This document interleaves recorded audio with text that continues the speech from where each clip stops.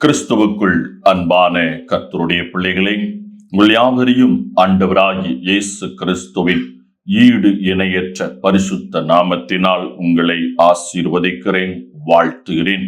கர்த்தர் தாமே இந்த நாளில் நீங்கள் எதிர்பார்க்கிற நன்மைகள் யாவையும் பரத்திலிருந்து உங்களுக்கு பூரணமாக அருளி செய்து நீங்கள் இம்மையில் சுகித்திருக்கவும் மறுமையில் நிலை வாழ்வை சுதந்திரித்துக் கொள்ள அனுக்கிரகம் செய்வாராக. கண்களை மூடி கர்த்தருடைய வார்த்தைக்காக நாம் ஜெபம் செய்வோம். எங்களை நேசிக்கின்ற எங்கள் அன்பின் தகப்பனே, நன்றியோடு நாங்கள் உம்மை துதிக்கிறோம், உம்மை ஸ்தோத்தரிக்கிறோம், உம்மை கனப்படுத்தி மகிமைப்படுத்துகிறோம். சத்தியத்தை அறியுங்கள், சத்தியம் உங்களை விடுதலை ஆக்கும். ஆம், உண்மையை தெரிந்து கொள்ளும் பொழுது எங்கள் வாழ்விலே நாங்கள் விடுதலை அடைய முடியும். உம்முடைய சத்திய வசனங்கள் உண்மை உள்ளவைகளாக இருக்கிறது. அவைகளை நாங்கள் விளங்கிக் கொள்ளுகின்ற பொழுது எங்கள் வாழ்வில் விடுதலை நிச்சயம் உண்டாகும்.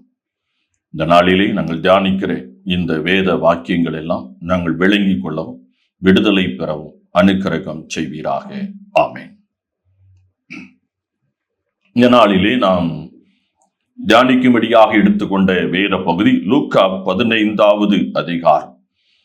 இந்த லூக்கா 15வது அதிகாரத்திலே நாம் ஒரு சில வசனங்களை வாசிப்போம். லூக்கா 15ஆம் அதிகாரம் 7வது வசனம். அதுபோல மனம் திரும்ப அவசியமில்லாத 99 நீதிமான்களை குறித்து சந்தோஷம் உண்டாகிறதை பார்க்கிலும் மனம் திரும்புகிற ஒரே பாவியின் நிமித்தம் பரலோகத்தில் மிகுந்த சந்தோஷம் உண்டாயிருக்கும் என்று உங்களுக்கு சொல்லுகிறேன். 10வது வசனம். அதுபோல மனம் திரும்புகிற ஒரு பாவியின் நிமித்தம் தேவனுடைய தூதருக்கு முன்பாக சந்தோஷம் உண்டாயிருக்கிறது என்று உங்களுக்கு சொல்லுகிறேன் என்றார். 22, 23வது வசனம். அப்பொழுது தகப்பன் தன் ஊழியக்காரை நோக்கி, நீங்கள் உயர்ந்த வஸ்திரத்தை கொண்டு வந்து இவனுக்கு உடுத்தி இவன் கைக்கு மோதிரத்தையும் கால்களுக்கு பாதரட்சையும் போடுங்கள், கொழுத்த கண்டை கொண்டு வந்து அடியுங்கள், நாம் புசித்து சந்தோஷமாயிருப்போம் என்று சொல்லுகிறதை நாம் பார்க்கிறோம். இந்த 3 வேத வசனங்களை நாம் வாசிக்கின்ற பொழுது நாம் பரலோகத்தில் சந்தோஷம் உண்டாயிருக்கும் என்கின்ற ஒரு உண்மையை இங்கே நாம் பார்க்கின்றோம். பரலோகத்தில் எப்பொழுது சந்தோஷம் உண்டாயிருக்கிறது என்பதை குறித்ததான ஒரு செய்தி தான் இந்த வேத பகுதியில் சொல்லப்பட்டிருக்கிறது. அந்த செய்தி ஓமைகளாக சொல்லப்பட்டிருக்கிறது. ஓமைகள் என்று சொன்னால் வேத புத்தகத்தில் இருக்கிற ஒவ்வொரு ஓமைகளிலும் பரலோக ராஜ்யத்தின் ரகசியங்கள் அடங்கியிருக்கிறது. அதாவது பரலோக ராஜ்யத்துக்குள் பிரவேசிப்பதற்காகவும் பரலோக ராஜ்யத்தில் இருக்கிற காரியங்களையும் அதற்கு ஒப்பான ஒரு வெளிப்பாடாக இந்த ஓமைகள் எல்லாம் இருக்கிறது. ஆகவே எல்லா ஓமைகளும் குள்ளும் ஒரு பரலோக ராஜ்யத்தின் ரகசியம் நிச்சயமா இருக்கும். இந்த ஓமையை நாம் பார்க்கின்ற பொழுது ஒரு ரகசியம் இருக்கிறது. அது என்ன ரகசியம் என்றால், பரலோகத்தில் மிகுந்த சந்தோஷம் உண்டாயிருக்கும். பரலோகத்திலே ஏற்கனவே அங்கே சந்தோஷம் தான். அதனாலதான் இந்த பகுதியை நான் வாசிக்கும் பொழுது மிகுந்த சந்தோஷம் என்று அங்கே சொல்ல, அப்படின்னா இருக்கிற சந்தோஷத்திற்கும் இன்னும் மேலான ஒரு சந்தோஷத்தை குறித்து இங்கே சொல்லப்பட்டிருக்கிறது. அப்படியானால் பரலோகத்தில் ஏன் சந்தோஷம் உண்டாகிறது, எதனால் உண்டாகிறது என்று சொல்லி பார்த்தால் வேதம் இந்த பகுதியில் தெளிவாக சொல்லுகிறது. ஒரு மனிதன், ஒரு மனுஷி மனம் திரும்புகின்ற பொழுது, அதாவது இயேசுவை நோக்கி பார்க்கின்ற பொழுது, அதாவது இயேசு என் பாவத்தை கல்வாரி சிலுவையில் சுமந்து தீர்த்து விட்டார் என்கின்ற உணர்வை, தெளிவை அடைகின்ற பொழுது, அதாவது என்னுடைய தகப்பனிடத்தில் நான் போகின்ற பொழுது எனக்கு ஒரு ஆதரவு கரம் அங்கே இருக்கிறது, உதவியின் கரம் அங்கே இருக்கிறது, அரவணைப்பின் கரம் அங்கே இருக்கிறது என்பதை உணர்கின்றதுதான் இந்த மனம் திரும்புதலை குறித்து இங்கே சொல்லப்பட்டிருக்கிறது. எனக்கு அருமையான கர்த்தருடைய பிள்ளைகளை, சற்று நீங்கள் விளங்கிக் கொள்ளும்படியாக நான் இதை சொல்லுகிறேன். நீங்கள் மிகுந்த பிரயாசப்பட்டு, அதாவது உங்கள் ஜீவனையும் பணைய வைத்து ஒரு காரியத்தை உங்கள் பிள்ளைக்காக நீங்கள் செய்து முடித்திருக்கின்றீர்கள் என்று வைத்துக் கொள்வோம். நீங்கள் செய்து வைத்த அந்த பிரயாசத்தின் பலன் உங்கள் பிள்ளைகள் அனுபவிக்காமல் போய்விட்டால் நீங்கள் இவ்வளவு பிரயாசப்பட்டது என்ன செய்திருக்கும்? வீணாய் போய்விடும். ஆனால் நீங்கள் பிரயாசப்பட்டு நீங்கள் உருவாக்கி வைத்ததை உங்கள் பிள்ளைகள் பயன்படுத்துகின்ற பொழுது, அதை பயன்படுத்தி நன்மைகளை பெற்றுக்கொள்ளும் பொழுது, ஆசீர்வாதங்களை பெற்றுக்கொள்ளும் பொழுது, அதன் பலனை அடைகின்ற பொழுது உங்கள் இருதயம் என்ன செய்யும்? சந்தோஷம் அடையும். அதே போலதான் இங்கேயும் இந்த வேத பகுதியில் அதே காரியத்தை தான் இங்கு சொல்லப்பட்டிருக்கிறது. அப்படியானால் மனிதன் மனுக்குலம், அதாவது ஆதியிலே தேவனால் பிதாவானவரால் உண்டாக்கப்பட்ட பொழுது, படைக்கப்பட்ட பொழுது அந்த மனுக்குலம் நித்தியத்துக்குரியவர்களாக இருந்தார்கள். ஆம், அழியாதவர்களாகவும் நிலையானவர்களாகவும் தம்மை போலவும் தேவ தூதர்களைப் போலவும் அவர்கள் உருவாக்கப்பட்டார்கள். தேவனோடு இருக்கும்படியாக உருவாக்கப்பட்டார்கள். சிலர் சொல்லுவார்கள், தள்ளப்பட்ட தூதனுக்கு பதிலாகத்தான் இந்த மனுக்குலம் தேவன் உருவாக்கினார் என்று சொல்வார்கள். அப்படி அல்ல, அது உண்மை அல்ல. தேவனுடைய படைப்பிலே மனுக்குலம் என்று ஒன்று உண்டு என்பதும் இருக்கிறது. அவர் தேவதூதர்களுக்கு பதிலாக மனுக்குலத்தை படைக்கவில்லை. தேவதூதர்களை அவர் எதற்காக படைத்தாரோ அதற்காக அவர் பயன்படுத்துகிறார். அதே போல மனுக்குலத்தையும் அவர் சிருஷ்டித்து அவர் தம்மோடு வைத்துக் கொள்ள ஒரு சித்தமுள்ளவராக அவர் உருவாக்கினார். ஆகவே இதை நீங்கள் நானும் விளங்கிக் கொள்ள வேண்டும். அப்படியானால் இந்த பகுதியிலே மனிதன் மனுஷி நித்தியத்துக்குரியவர்களாக படைக்கப்பட்டார்கள். அந்த நித்தியத்தை அவர்கள் இழந்து போனார்கள். அதாவது தேவனோடு சஞ்சரிக்கிற பாக்கியத்தை இழந்து போனார்கள். மீண்டும் அவர்களை நித்தியத்துக்குரியவர்களாக மாற்ற வேண்டும். நித்தியத்துக்குள்ளாக அவர்களை கொண்டு சேர்க்க வேண்டும். அதற்காகத்தான் பிதாவானவர் குமாரனாகிய இயேசு கிறிஸ்துவை இந்த பூமிக்கு அனுப்பினார். அவரும் இந்த மனுக்குலம் எல்லாம் தம்மை நோக்கி பார்க்கின்ற பொழுது, தம்முடைய இரத்தத்தினால் கழுவப்படுகின்ற பொழுது அவர்கள் அந்த நித்தியத்தை பெற்றுக்கொள்ள முடியும் என்பதை அவர் உறுதிப்படுத்தி இந்த பூமியிலே அவர் நமக்காக பாவமானார். பாவத்தின் பலியாக சிலுவையிலே தம் ஜீவனை ஒப்பு கொடுத்து 3ஆம் நாள் உயிரோடு எழுந்தார். அப்போ இவ்வளவு பெரிய பிரயாசத்தை பிதாவானவர் தம்முடைய ஒரே பேரான குமாரனை அனுப்பி செய்து முடித்தார். வேதம் என்ன சொல்லுகிறது? ஒருவரும் கெட்டு போக கூடாது என்பது அவருடைய சித்தமாக இருக்கிறது. அது மாத்திரமல்ல, எல்லாருக்கும், அதாவது அவர் சொல்லுகிறார் வாக்குத்தத்தம் என்று சொன்னால் நித்திய ஜீவனை கொடுப்பேன் என்பதுதான் அவர் சொன்ன வாக்குத்தத்தம். அப்போ அந்த வாக்குத்தத்தத்தை எல்லாருடைய வாழ்விலும் நிறைவேற்ற வேண்டும் என்பது பிதாவின் சித்தமாக இருக்கிறது. அப்படி இருக்கின்ற பொழுது அவர் இவ்வளவு பிரயாசப்பட்டு செய்து முடித்ததனுடைய பலன் இந்த பூமியிலே கிடைக்க ஆரம்பிக்கின்ற பொழுது பரலோகத்துல மிகுந்த சந்தோஷம் உண்டாகிறது. இதுதான் உண்மை, இதுதான் உண்மை. அப்போ இன்று அநேகர் தெய்வம் என்று சொல்லுகிற தெய்வம் அல்லாதது மனிதனை தனக்காக ஏற்படுத்தினது போலவும், மனிதன் தவறு செய்தால் தண்டனைக்குரியவன், அழிவுக்குரியவன், அழிப்பேன் என்பதையும் சொல்லுகிறதை நாம் பார்க்கிறோம். ஆனால் இங்கே இயேசு அப்படி சொல்லவில்லை. இங்கே வேத வசனம் சத்தியம் அப்படி சொல்லவில்லை.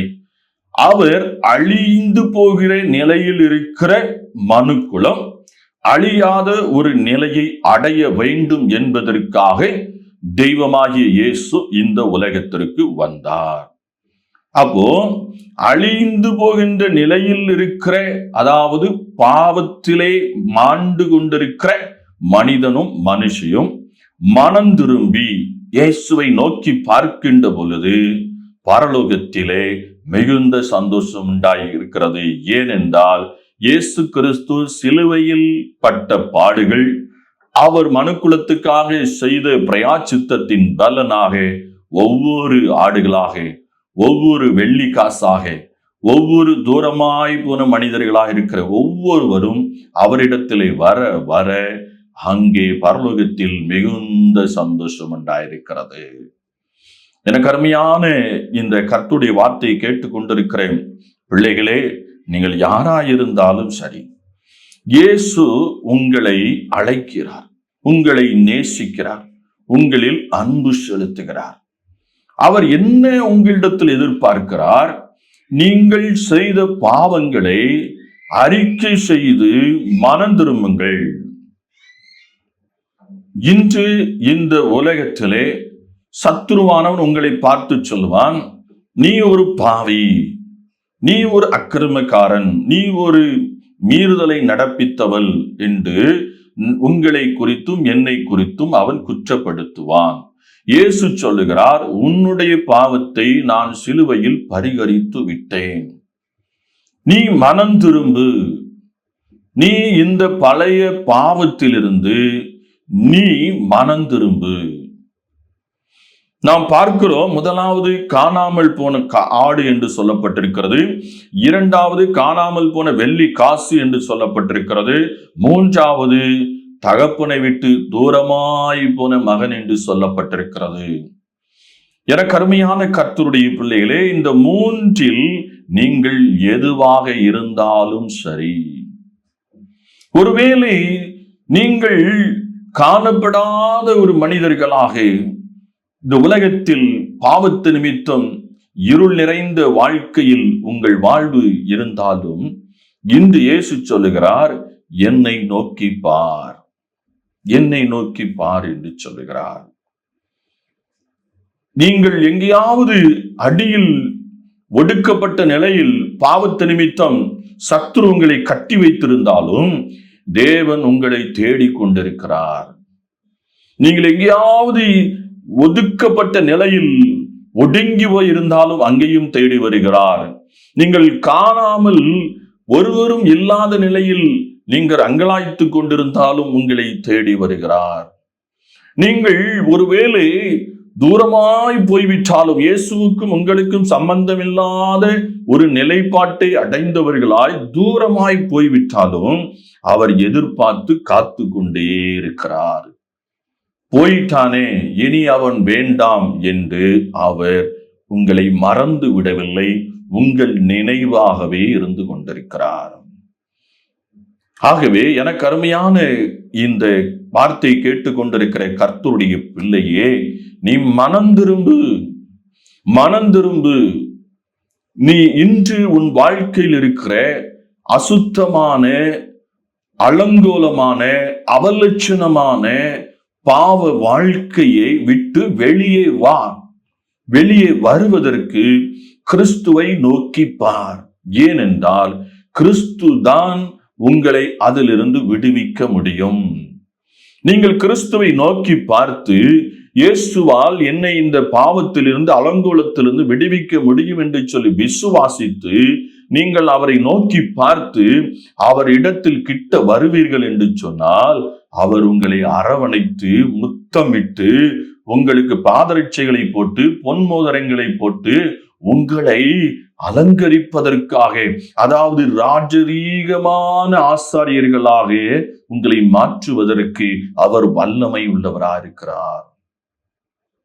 இந்த வார்த்தையை கேட்டுக்கொண்டிருக்கிற அருமையான கர்த்தருடைய பிள்ளையே, எனக்கு ஒரு ராஜரீகமான வாழ்க்கை உண்டா? இன்றைய நிலைமை கந்தலான ஆடைகள், ஒரு சிறிய வீட்டில் வசித்துக் கொண்டிருக்கிறேன், என் முகங்கள் அலங்கோலமாயிருக்கிறது, என் உள்ளமும் அலங்கோலமாயிருக்கிறது, எனக்கு ஒரு ராஜரீக வாழ்க்கை உண்டா? நிச்சயமாக உண்டு. உங்களுக்கும் புதுமையான பாதரட்சைகள் உண்டு, ரட்சிப்பின் வஸ்திரம் உண்டு, பொன் மோதிரம் உண்டு, கிரீடம் உண்டு, உங்கள் எல்லாருக்கும் உண்டு. இன்று இந்த வார்த்தையை கேட்டுக் கொண்டிருக்கிற அருமை பிள்ளைகளே, நீங்கள் நினைத்து கொண்டிருக்கலாம், இன்று நான் ஆலயத்துக்கு கூட நான் போகவில்லையே, நான் ஒரு அலங்கோலமான நிலையில் இருக்கிறேனே, எனக்கு இப்படிப்பட்ட ஒரு கிரீடம், மகிமையான வாழ்வு உண்டா? நிச்சயமாய் உண்டு. உங்க பெற்றோர் கூட உங்களை சொல்லியிருக்கலாம், நீ எல்லாம் எனக்கு மகளாய் பிறந்ததை விட நீ பிறக்காமல் இருந்திருந்தாய் நலமாயிருக்கும். அப்படிப்பட்ட நிலையில் வாலிப தம்பி தங்கையே உன் வாழ்க்கை இருக்கலாம். இன்று உன் முகத்தில் ஒரு வெளிச்சத்தை கர்த்தர் கொண்டு வர விரும்புகிறார். நீ இந்த வார்த்தையை கேட்டுக்கொண்டிருக்கிற இந்த நொடி பொழுதிலே மனம் திரும்ப வேண்டும், எனக்கு ரட்சிப்பின் வஸ்திரம் வேண்டும், எனக்கு பொன் மோதிரம் வேண்டும், எனக்கு பாதரட்சை வேண்டும், இது எனக்காக வைக்கப்பட்டிருக்கிறது, நான் ராஜாவின் வீட்டு பிள்ளையாய் வாழ அழைக்கப்பட்டிருக்கிறேன் என்று உணர்ந்து நீ திரும்பி வா. எந்த நிலையில் இருக்கிறீர்களோ அந்த நிலையில் திரும்பி இயேசுவின் இடத்தில் வாருங்கள். இயேசு இன்றே உங்கள் வாழ்வை மாற்றி விடுவார். நாளைக்கு நாளான் அல்ல, இன்றே இந்த வார்த்தையை கேட்டுக்கொண்டிருக்கிற இந்த சன பொழுதே உன் வாழ்வின் எல்லா நிலையும் அறிந்து இயேசுவினிடத்தில் உன் வாழ்க்கையை ஒப்பு கொடுத்து, நான் இனி உம்முடைய வார்த்தையின் அடிச்சுவடிகளில் நடப்பேன் என்று நீ தீர்மானம் எடுப்பாய் என்று சொன்னால், இப்பொழுதே அந்த மாற்றத்தை உன் வாழ்வில் நீ பெற்றுக்கொள்ள முடியும். அந்த வாழ்வை கரத்தில் வைத்துக் கொண்டு, என் பிள்ளை எப்போதாவது என்னிடத்தில் வந்துவிட மாட்டானா, நான் அவனுக்கு இதை கொடுக்க வேண்டுமே என்று சொல்லி ஆவலோடு காத்து கொண்டிருக்கிறார். இதை கேட்டுக்கொண்டிருக்கிற அருமையான கர்த்தருடைய பிள்ளையே, உன் வழியை சீர்படுத்த கர்த்தரிடத்தில் ஒப்பு கொடுப்பாயா? கிறிஸ்துவை நோக்கி பார்த்து அவருடைய வழிகளில் நடப்பதற்கு உன்னை அர்ப்பணிப்பாயா? ஏன் உன்னை வதைத்துக் கொண்டிருக்கிறாய்? ஏன் உன்னையே வியாகுலப்படுத்தி கொண்டிருக்கிறாய்? ஏன் சஞ்சலம் நிறைந்த வாழ்க்கை வாழ்ந்து கொண்டிருக்கிறாய்? உலகத்தின் பார்வையில் உன் வாழ்வு முடிந்து விட்டதா இருக்கலாம். இயேசு உன் வாழ்வை புதுப்பித்து இந்த உலகத்தில் இதுவரைக்கும் இல்லாத அளவுக்கு உன் வாழ்வை மாற்ற வல்லவரா இருக்கிறார். எல்லாவற்றையும் புதுப்பிக்க வல்லவரா இருக்கிறார். புதிய சிருஷ்டியின் அனுபவத்தை உன் வாழ்வில் தருவார். ஆகவே நீ இந்த நொடி பொழுதில் நான் மனம் திரும்புகிறேன் என்று நீ முடிவெடுக்கின்ற பொழுது பரலோகத்தில் மிகுந்த சந்தோஷம் உண்டாகிறது. திரளான தேவதூதர்களை அவர் அனுப்பி உங்களுக்கு ஒத்தாசை செய்து இந்த இருளின் வாழ்க்கையிலிருந்து நீங்கள் வெளியே வருவதற்கு அத்தனை உதவிகளையும் அவர் செய்வார். செய்ய வேண்டியது வேதத்தை எடுத்து, இது என் மீட்பின் வழிக்கான சத்திய வசனம் என்று சொல்லி நம்பி விசுவாசித்து இதை வாசித்து இதன் அடிச்சுவடுகளில் நடக்க ஒப்புக்கொடு, நடக்க முயற்சி. இயேசு உனக்கு உதவி செய்வார். இன்று உன் வாழ்க்கையை பூரணமாக மாற்றி உன் வாழ்க்கையிலே எல்லா எல்லைகள் இருக்கிற அசுத்தத்தையும் பாவத்தையும் நீக்கி உன்னை பரிசுத்தப்படுத்தி உன்னை ஆசீர்வதித்து மேன்மைப்படுத்த வல்லவராக இருக்கிறார். இப்பொழுது என்னோடு கூட சேர்ந்து நீங்கள் ஜெபிக்கின்ற வேளையில் உங்களில் யாராவது இந்த மேன்மையான காரியத்துக்கு நான் பாத்திரவான அல்ல என்று நினைத்திருப்பீர்கள் என்றால், இன்று நீங்கள் பாத்திரவான் என்று உணர்ந்து செவியுங்கள். கர்த்தர் பெரிய காரியங்களை உங்கள் வாழ்வில் செய்வார். ஜெபம் செய்வோம். எங்களை நேசிக்கிற எங்கள் அன்பின் ஆண்டவரை, நன்றியோடு உம்மை துதிக்கிறோம், உம்மை ஸ்தோத்திரிக்கிறோம். இந்த பூமியிலே ஒரு மனுஷி மனம் திரும்பும் பொழுது உம்முடைய ராஜ்யத்திலே மிகுந்த சந்தோஷம் உண்டாகிறது.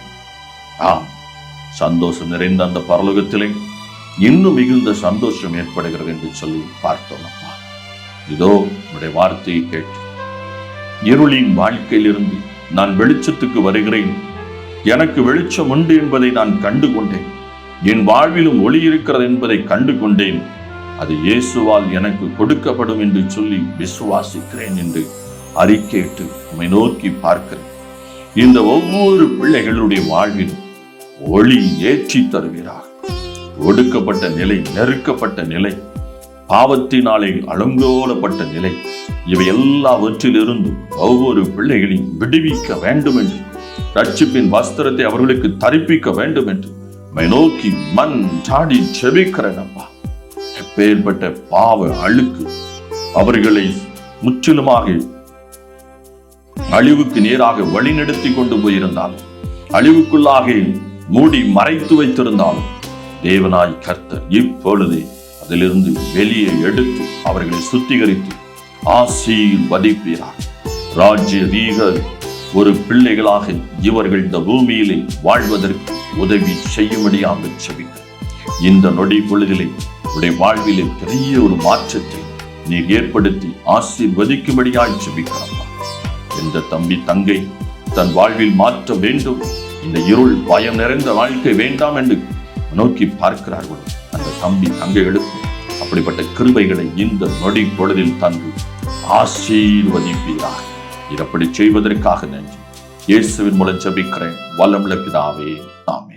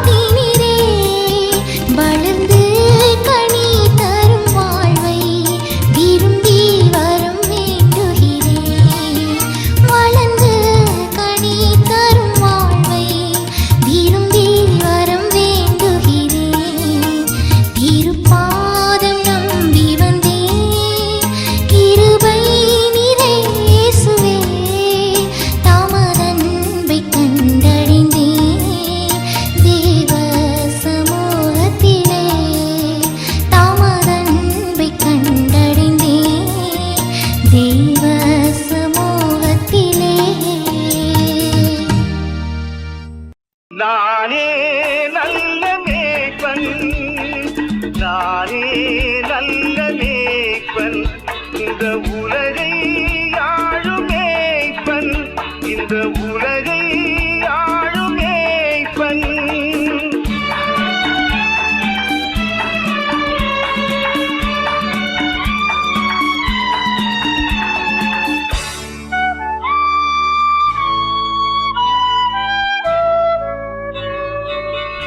மந்தை மேய்க்கும் மேய்ப்பனாய், இசையான மைந்தனாய், மந்தை மேய்க்கும் மேய்ப்பனாய், இசையான மைந்தனாய், இதை நீக்கும் நேசனாய், இதை நீக்கும் நேசனாய் வந்தேன் சொந்தமாய். நானே நல்ல மேய்ப்பன், நானே நல்ல